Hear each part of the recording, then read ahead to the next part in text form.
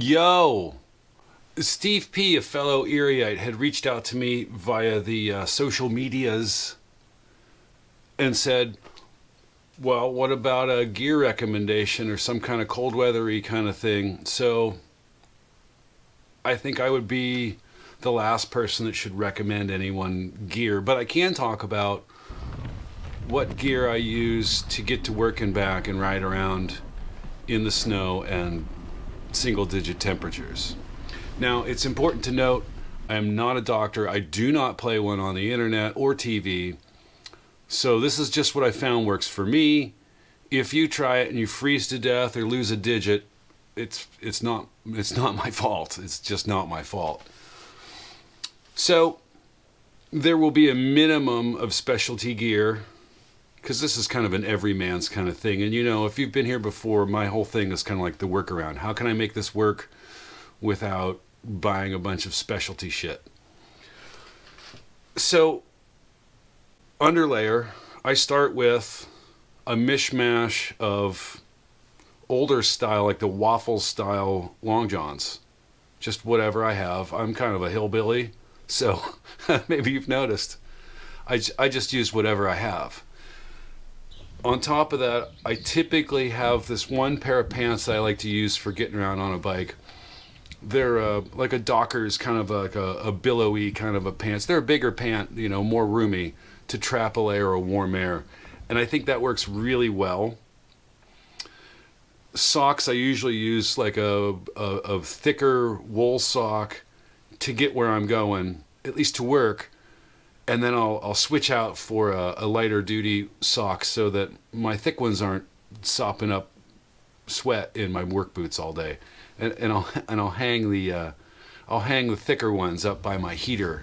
I've got this little spot up there to hang gloves and socks and things to dry them while I'm working. And then I'll switch back when I go home. I just use a plain old pair of winter boots, whatever they are. These are Columbia something or other. I usually run them for a couple of years. They seem to work just fine. If maybe a half size bigger, there'd be a little more room and they might be a little warmer on the toes. In the rare instance that I ride a bike with SPDs in the cold or the snow, I've got a set of shoe covers. I've only got SPDs on that bike, the red one, the red line, and my road bikes. And I'm certainly not getting my road bikes out in the snow. On the top, I usually just use a stained wife beater and then my thermal shirt. I use a thicker shirt as the temperatures drop. Otherwise, still just whatever. Sometimes I'll put on a layer over top, something like this. I find that the more plasticky polyester type clothes, especially on my top layer, the more plastic, the sweatier I get, and I'll explain why here in a minute. So after my thermal and then maybe an overlayer like this, I'll use a sweatshirt, and I usually use that one I got from work, the high vis one, and then a raincoat. And this is important where we're at the wind breaking layer, because I originally thought that I would be biking around in like snow pants or insulated coveralls, because that's what I had. And I don't think that, one, I don't think I ever tried it, and two, I think it's a terrible idea, because nobody wants that bulk on their legs as you're trying to spin them around. You know, it's just, I did start out with puffy coats, and that the wind got through them, and I'd bundle up and get, you know, like the Ralphie's little brother. You know what I'm talking about. So as I got on with it, I figured out that a wind breaking layer is like the key, absolutely the key. And I started with a cheap, like $40 Amazon raincoat that's kind of rubberized, and it's absolutely like wearing a plastic bag. And I learned from this fella on Instagram. It goes by Bike Season. He's a nice guy. He has loads of bike commuting and bike packing and touring experience, and he's really helpful and really knowledgeable. He had suggested this REI rain jacket, and I bought one. And it's more of a windbreaker than a rain jacket, or some kind of amalgamation of both, and it works really well. It's still a little bit sweaty, but not as sweaty, and that's where I think the plastic layers come in. I would love to incorporate more wool and natural fibers into my whole thing.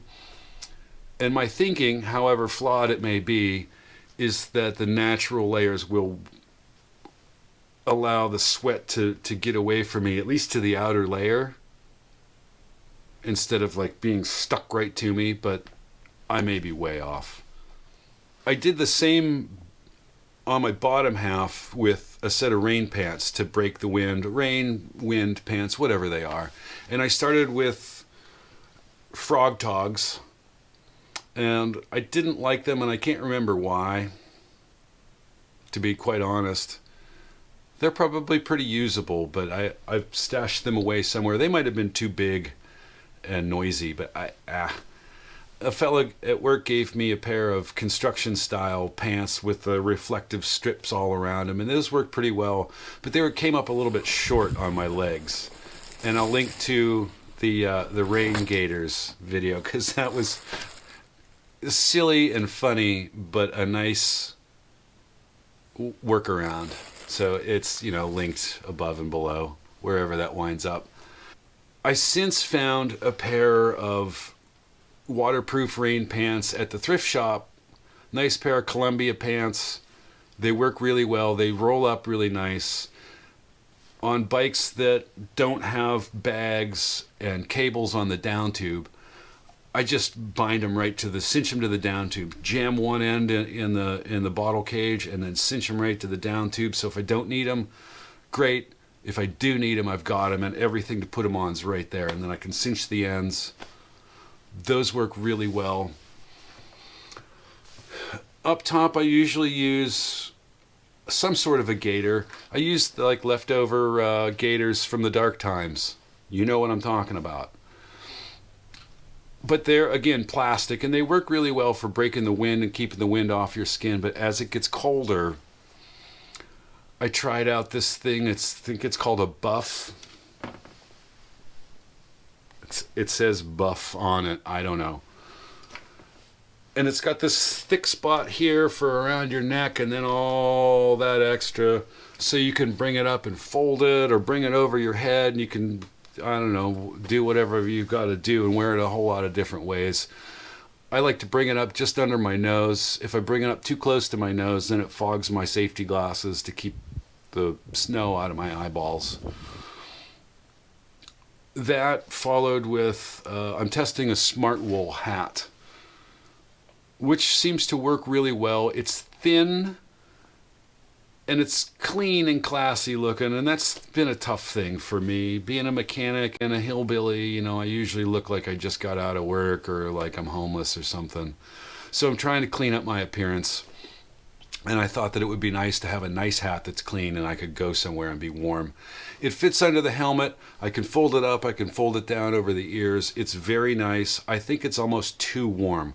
I usually wind up getting to work sweaty. I will use this hat, and I like this hat the best because of the bill. My glasses will sit, pardon me. My glasses will sit right up under, so that, it'll kind of block the wind, whereas, a snow cap or a toque, it won't do that. So I like that the snow cap, I can pull it right down to my eyebrows, but I do miss this. When I have this, I notice that my forehead's cold, so I could fit both under the helmet. I don't know. I'm still working it out. I almost think that just a plain old knit snow cap would be better, because it's got the spaces in between, maybe for some heat to escape, so that I wouldn't be so sweaty. It's worth a shot. The gloves is where the specialty equipment comes in, because I've screwed around with gloves a couple of years now. Somebody sent me an offshore brand of Kemimoto motorcycle gloves to test out. They sent them to me for free. I tried it, and that was a review, and it was awful. That's why I don't do that, I don't think. They were okay. Sub-zero, not sub-zero, single digits, they would not be good at all. I've tried those with wool glove liners over top. They're like mittens. I had a set of specialized wind stopper, like 3-finger guys, or they're 4 you counting the thumb? I don't know. Those are okay for fall and like 30 degrees, 25 maybe. Not very good. So I ponied up and I bought a set of 45 North gloves on sale. They were on sale for like $77, but they're meant for 15 degrees and below.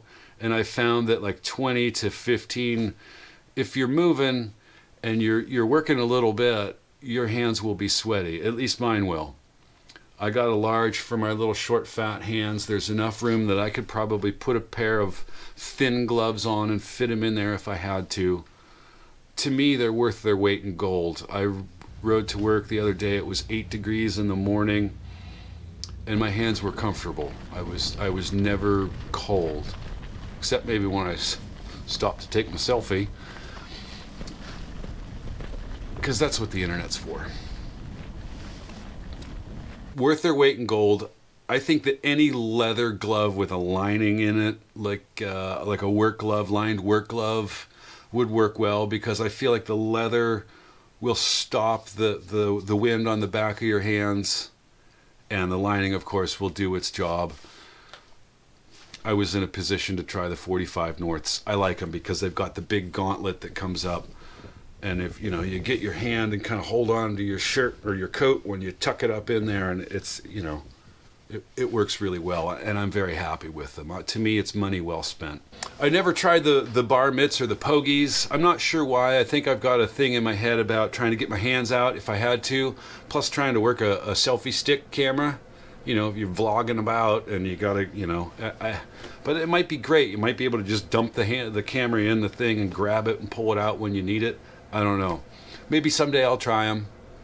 I'm currently working on another winter beater just to kind of use up some parts that have been laying around, but we could talk about that another time. Maybe that'll get pogies, pierogi, whatever they are, bar mitts. Because the people I know that have them love them. I've never tried them.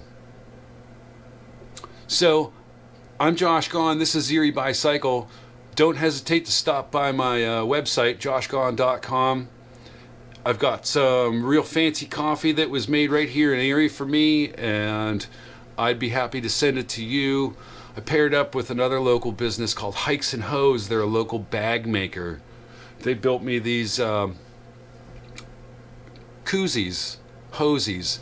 They're made out of fire hose. They're recycled fire hose. You put your can in there. If you're the type that you want to nurse your double IPA and it's going to get warm, you put it right in there, and it won't get cold. It won't get hot. It'll stay cold. Made right here in Erie. Hikes and Hose. You can find them on the internet. You can find them at the Philly Bike Expo this year. That's what we're doing here in Erie. So I got a couple of these on my website. Check it out. I like to put my tepache in there since I don't drink beer anymore. But yeah, they're super cool. They should be indestructible because, it's fire hose. You know what I'm saying? It says Erie Bicycle right on there. Put your can in there. It's got a little, yeah, cool. Because Erie is where we are and it's what we're doing. So thanks so much for coming by. Thanks for checking out my website. Liking and subscribing and all that nonsense. You know how it's good. It's good. And I appreciate you for coming by. Appreciate you for everything. Thank you, Steve P. Please come back again next time. We'll do something exciting. See ya. Good, how are you? Anybody with these cards, you tell them I'm recording it. No, I never see anybody with them. But I always see them on along, especially once you get up around a corner by the garage and then turn, where they dump all the garbage.